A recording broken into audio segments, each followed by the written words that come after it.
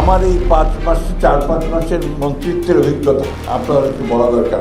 আমি দেখছি যে কিছুই বদলায়নি। দেশের রাজনীতির অন্দরমহলে এখন এক অদ্ভুত এবং শ্বাসরুদ্ধকর খেলা চলছে। ক্ষমতার মসনদ ঘিরে এমন এক নীরব অথচ ভয়ঙ্কর দাবা খেলা শুরু হয়েছে, যা সাধারণ মানুষের কল্পনারও বাইরে। যে মানুষটিকে মনে করা হতো ক্ষমতার সবচেয়ে কাছের, সবচেয়ে বিশ্বস্ত, সেই মানুষটি এখন নিজের দলের বিরুদ্ধে এমন এক মাস্টার প্ল্যান সাজাচ্ছেন, যা পুরো দেশের রাজনৈতিক সমীকরণকে পুরোপুরি উল্টে দিতে পারে। রাজনীতিতে শেষ কথা বলে কিছু নেই, এই প্রবাদটি যেন নতুন করে প্রমাণ করতে চলেছেন মির্জা ফখরুল ইসলাম আলমগীর। তার সাম্প্রতিক কিছু মন্তব্য এবং পর্দার আড়ালের রাজনৈতিক চাল বিশ্লেষণ করলে যে দৃশ্যপট ভেসে ওঠে, তা এক কথায় রীতিমতো বিস্ময়কর। পুরো ঘটনাটির গভীরে প্রবেশ করতে হলে আমাদের একটু পেছনের দিকে তাকাতে হবে। 2026 সালের জাতীয় নির্বাচনের পর তারেক রহমানের নেতৃত্বে যখন সরকার গঠিত হলো, তখন সাধারণ মানুষের মনে একটি বিশাল পাহাড় সম প্রত্যাশা তৈরি হয়েছিল।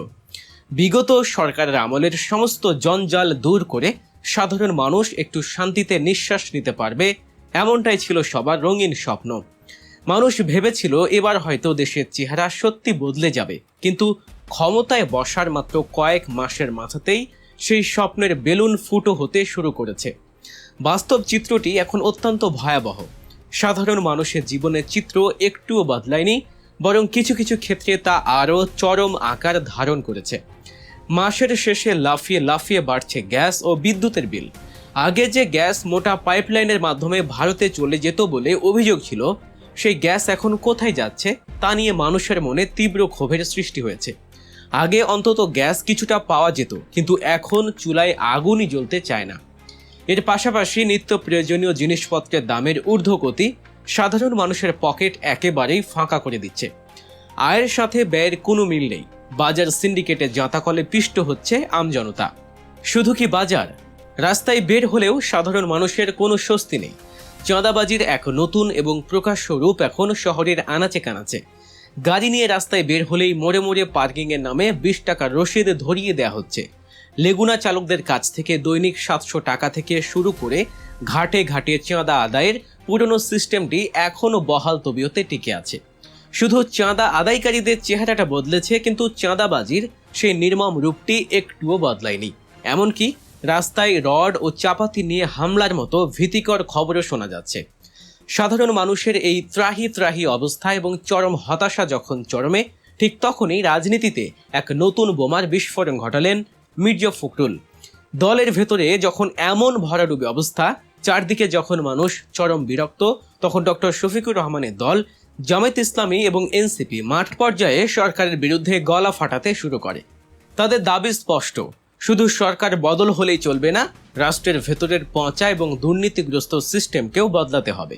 বিরোধী শিবিরের এই দাবির সাথে যখন চারদিকের সাধারণ মানুষের ক্ষোভ মিশে যাচ্ছিল, তখন কেউ খুনাক্ষরে ভাবতেও পারেনি যে খোদ সরকারের ভেতর থেকেই কেউ একজন এই বিরোধীদের সুরে সুর মেলাবেন।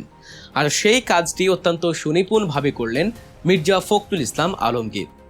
মাত্র 4-5 মাসের মন্ত্রিত্বের অভিজ্ঞতা থেকে তিনি প্রকাশ্যেই দলের সমস্ত ব্যর্থতা আর কুকর্মের কথা ফাঁস করে দিলেন। তিনি অত্যন্ত স্পষ্ট ভাষায় স্বীকার করে নিলেন যে গত কয়েক মাসে দেশে আসলে দৃশ্যমান কোনো পরিবর্তনই হয়নি।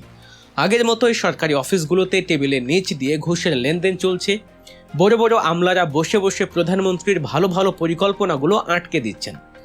দলের একজন শীর্ষ নেতা হয়েও নিজের দলের সরকারের বিরুদ্ধে এমন বিস্ফোরক মন্তব্য করে তিনি মূলত ডক্টর শফিকুর রহমান এবং জামায়াতে তোলা অভিযোগগুলোকেই যেন সত্য বলে সিলমোহর দিয়ে দিলেন। তারেক রহমানের এত কাছের একজন মানুষ হয়েও তিনি কেন এমন কথা বললেন? অনেকেই প্রথম দেখায় এটাকে চরম বোকামি বা আবেগের বশবর্তী হয়ে বলা কথা বলে মনে করতে পারেন, কিন্তু গভীর রাজনৈতিক বিশ্লেষণ বলছে অন্য কথা। এর পেছনে লুকিয়ে আছে এক সুদূরপ্রসারী এবং ভয়ঙ্কর রাজনৈতিক মাস্টার প্ল্যান। সমালোচক এবং রাজনৈতিক বিশ্লেষকরা মনে করছেন ফখরুল সাহেবের এই হঠাৎই সত্যিকারের দরদি হয়ে ওঠার পেছনে রয়েছে রাষ্ট্রপতির বিশাল ক্ষমতা পাওয়ার এক গভীর মোহ। তিনি খুব ভালো করেই জানেন তারেক সরকারের বর্তমান যে অবস্থা, তাতে সাধারণ মানুষের ক্ষোভ যে কোনো সময় বিস্ফোরিত হতে পারে। অনেকেই মনে করেন পরিস্থিতি যদি এভাবে নিয়ন্ত্রণের বাইরে চলে যায়, তবে তারেক সরকারের পরিণতি হয়তো পূর্ববর্তী হাসিনা সরকারের চেয়েও ভয়াবহ হতে পারে। এই ডুবন্ত জাহাজ থেকে নিজেকে রক্ষা করার এবং একই সাথে রাষ্ট্রের সর্বোচ্চ ক্ষমতার আসনে বসার এক নিখুঁত ছক কষছেন তিনি। রাষ্ট্রপতির চেয়ারে বসার এই পথটি অবশ্য মোটেও সহজ নয়। বাংলাদেশের সংবিধান অনুযায়ী রাষ্ট্রপতি সরাসরি জনগণের ভোটে নির্বাচিত হন না, তাকে নির্বাচিত হতে হয় সংসদ সদস্যদের ভোটে। আর এখানেই রয়েছে ফখরুল সাহেবের আসল রাজনৈতিক চাল। তিনি যদি রাষ্ট্রপতি হতে চান তবে প্রথমে তাকে তার বর্তমান মন্ত্রিত্বের পদ ছাড়তে হবে। এরপর তাকে তার পঞ্চগড়ের সংসদীয় আসন থেকে পদত্যাগ করতে হবে। নিয়ম অনুযায়ী তখন সেই আসনটি শূন্য ঘোষণা করা হবে এবং সেখানে উপনির্বাচন হবে। শুধু তাই নয়, তাকে বিএনপির মহাসচিবের মতো অত্যন্ত গুরুত্বপূর্ণ পদটিও চিরতরে ছেড়ে দিতে হবে, যাতে তিনি নিজেকে একজন সম্পূর্ণ নিরপেক্ষ ব্যক্তি হিসেবে জাতির সামনে তুলে ধরতে পারেন। এই নিরপেক্ষতার ইমেজ তৈরি করাই হচ্ছে তার এই মাস্টার প্ল্যানের মূল ভিত্তি। তিনি সাধারণ মানুষের বর্তমান ক্ষোভ এবং হতাশাকে পুঁজি করে জনগণের চোখে একজন সৎ, নির্মোহ এবং দলকানা নয় এমন এক নেতার প্রতিমূর্তি তৈরি করতে চাইছেন। তিনি প্রমাণ করতে চাইছেন যে দলের চেয়ে তার কাছে দেশ এবং জনগণ বেশি বড়। আর এই কারণেই তিনি নিজের দলের ব্যর্থতার কথা অকপটে স্বীকার করছেন। কিন্তু এখানেই শেষ নয়, তিনি অত্যন্ত চতুর একজন রাজনীতিবিদ। তিনি জানেন এত বড় একটি চাল দিলে দলের ভেতর থেকে, বিশেষ করে তারেক রহমানের দিক থেকে বড় ধরনের আক্রমণও আসতে পারে। নিজের পিঠ বাঁচাতে এবং দলের শীর্ষ নেতৃত্বের চোখে ধুলো দিতে তিনি একটি মিষ্টি প্রলোভও ব্যবহার করেছেন। দলের চরম সমালোচনা করার পরপরই তিনি বলেছেন, পুরো দেশের মধ্যে কেবল তারেক রহমানই একাই পরিবর্তনের জন্য আপ্রাণ চেষ্টা করে যাচ্ছেন। এই এক কথাতেই তিনি একদিকে যেমন নিজেকে তারেক রহমানের অনুগত হিসেবে দেখানোর চেষ্টা করেছেন, অন্যদিকে দলের বাকি নেতাদের ব্যর্থতার দায়ভার থেকে নিজেকে পুরোপুরি আলাদা করে ফেলেছেন। এটি এক ঢিলে দুই পাখি মারার মতো এক ভয়ঙ্কর রাজনৈতিক কৌশল।